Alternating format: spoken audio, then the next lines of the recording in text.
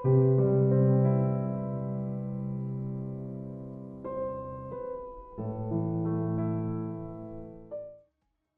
Bollywood ನಟ ಮನೋಜ್ ಕುಮಾರ್ ರವರು ನಿಧನರಾಗಿದ್ದಾರೆ. ಕೋಕಿಲಾಬೆನ್ ಆಸ್ಪತ್ರೆಯಲ್ಲಿ ಕೊನೆ ಉಸಿರೆಳೆದ ಅವರು ದೇಶಭಕ್ತಿಯ ಚಿತ್ರಗಳಿಂದ ಭರತ್ ಕುಮಾರ್ ಎಂಬ ಹೆಸರು ಪಡೆದಿದ್ದರು. ಅವರ ಅಗಲಿಕೆಯಿಂದ ಚಿತ್ರರಂಗ ಭಾರಿ ನಷ್ಟ ಅನುಭವಿಸಿದೆ.